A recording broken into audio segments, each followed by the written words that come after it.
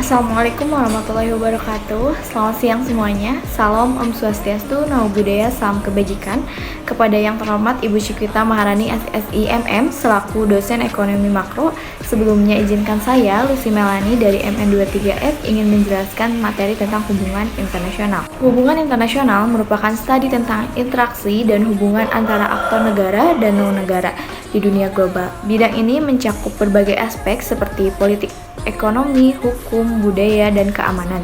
Dalam dunia yang semakin terhubung dan saling bergantung, memahami HI menjadi semakin penting untuk memahami berbagai isu global dan peran Indonesia di dalamnya. Beberapa konsep dasar dalam HI yang perlu dipahami adalah: yang pertama, sistem internasional. Sistem internasional adalah struktur global yang mengatur interaksi antar aktor. Sistem ini dapat berubah seiring waktu dan memahami berbagai faktor yang mempengaruhi perubahan tersebut. Penting untuk memahami dinamika hubungan internasional. Yang kedua ada aktor negara dan non-negara. Aktor negara adalah negara bangsa yang diakui secara internasional, sedangkan aktor non-negara adalah organisasi atau individu yang memiliki pengaruh signifikan dalam hubungan internasional, seperti organisasi internasional, perusahaan multinasional, dan organisasi non-pemerintah atau NGO. Yang keempat ada kerjasama dan konflik. Kerjasama dan konflik adalah dua kekuatan utama yang mendorong hubungan internasional. Negara-negara bekerja sama untuk mencapai tujuan bersama seperti perdagangan dan keamanan, tetapi mereka juga dapat terlibat dalam konflik seperti perang dan perselisihan. Yang keempat ada globalisasi. Globalisasi adalah proses peningkatan keterkaitan dan interaksi antar negara dan masyarakat di seluruh dunia. Proses ini memiliki dampak yang signifikan pada berbagai aspek HI seperti ekonomi, politik, dan budaya. Di sini ada tantangan dan peluang dalam hubungan internasional. Dunia saat ini menghadapi berbagai tantangan seperti perubahan iklim, terorisme, dan proliferasi nuklir. Tantangan-tantangan ini membutuhkan kerjasama internasional untuk mengatasinya. Di sisi lain, globalisasi juga membuka peluang baru untuk kerjasama dan pembangunan. Peran Indonesia dalam hubungan internasional. Indonesia adalah negara yang aktif dalam hubungan internasional. Indonesia berkomitmen untuk mempromosikan perdamaian, kerjasama, dan pembangunan di kawasan dan dunia. Indonesia juga memainkan peran penting dalam berbagai organisasi internasional seperti ASEAN, PBB, dan gerakan non-blok. Lalu, hubungan internasional dan ekonomi makro apakah saling berkaitan? Jawabannya saling berkaitan dan mempengaruhi. Hubungan internasional dan ekonomi makro memiliki hubungan yang erat dan saling mempengaruhi. Ekonomi makro mempelajari perilaku ekonomi secara keseluruhan seperti pertumbuhan ekonomi, inflasi, pengangguran, dan kebijakan fiskal dan moneter.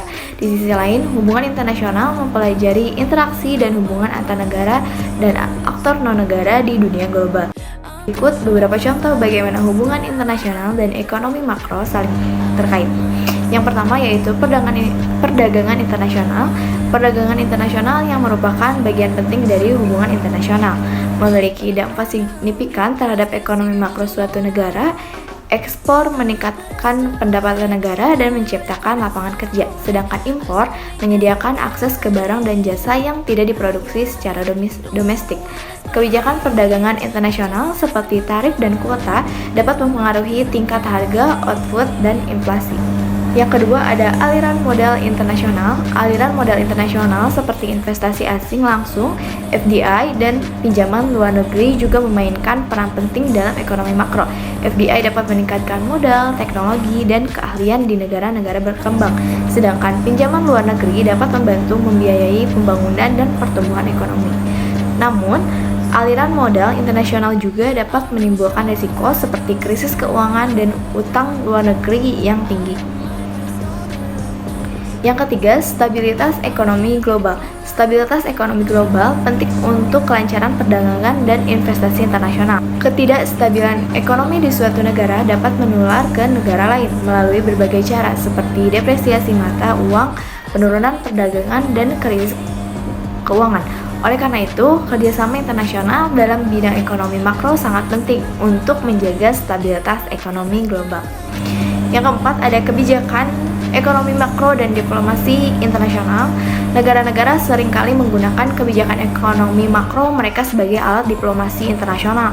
Misalnya, negara dapat menggunakan kebijakan fiskal ekspansif untuk meningkatkan permintaan domestik dan mendorong impor, atau mereka dapat menggunakan kebijakan moneter kontraktif untuk meredam inflasi dan menarik investasi asing.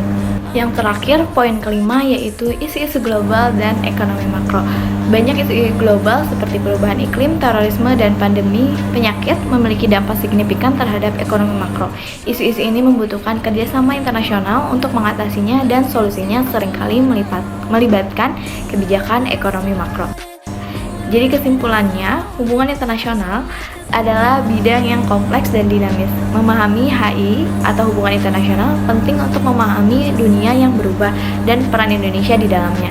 Dengan memahami berbagai konsep dan isu dalam hubungan internasional, kita dapat menjadi warga negara yang lebih aktif dan bertanggung jawab dalam masyarakat global. Baik, sekian presentasi dari saya. Mohon maaf apabila ada kekurangan atau kesalahan dalam penyampaian. Terima kasih. Wassalamualaikum warahmatullahi wabarakatuh.